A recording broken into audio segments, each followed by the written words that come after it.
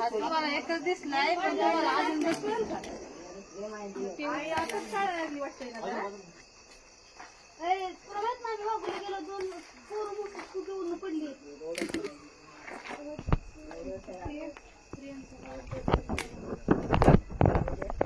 मित्रांनो घोणस साप थंडीच्या दिवसांमध्ये सगळ्यात जास्त प्रमाण जर कोणत्या सापाचं असेल बाहेर निघण्याचं तर तो म्हणजे हा घोणस साप मित्रांनो. डेली तुम्ही बघताय आपले डेली व्हिडिओज पडतात ते रसल वायपर विषारी घोणस सापाचे. तर आपण त्याला आता इथे रेस्क्यू करतोय.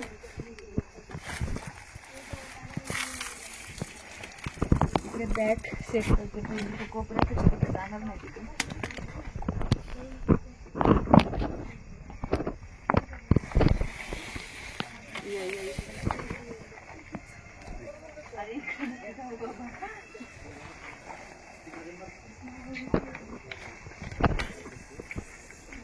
त्याला शेपटीला धरून टाकून अहो ताई वाटतं तर सोपं नाहीये विषारी साप मी शक्यतो हात नाही लावत या सापाला.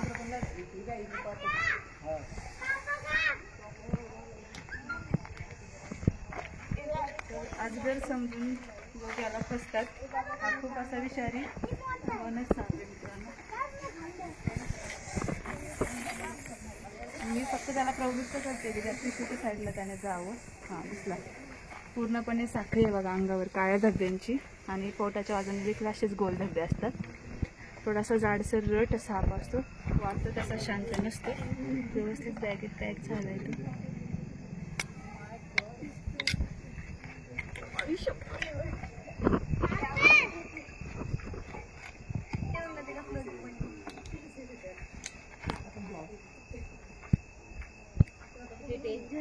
अजून एक गोणी पाहिजे का म्हणजे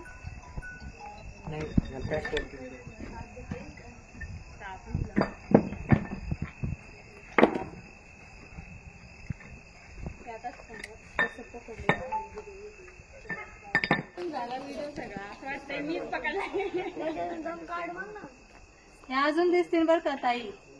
काळजी घ्या अजून दिसतील तुम्हाला हे. कारण हे एकाच वेळेस फक्त एक नसतो 2 2 3 3 4 4 फिरतात. त्यामुळे असं नका समजू आता एक दिसला म्हणजे गेला. हा दुसरा पुन्हा तुम्हाला आज पण दिसू शकतो उद्या.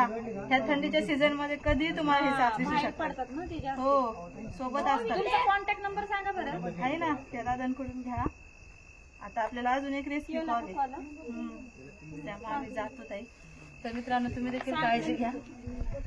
घराच्या खाली शक्यतो जेवढं तुम्हाला साफसफाई किंवा अडगळ सगळी काढून टाकू शकता. खाली जेवढं तुम्हाला मोकळं ठेवता येईल ना तेवढं मोकळं ठेवा. थोडी जरी अडचण असेल तर साप कुठेही जाऊन जगू शकतात. त्या थंडीच्या सीझनमध्ये ह्याला तर हलक्यात घेऊ नका. खूप विषारी घोणस परड परूड इंग्लिशमध्ये रसल वायपर. जय शिवराय. धन्यवाद.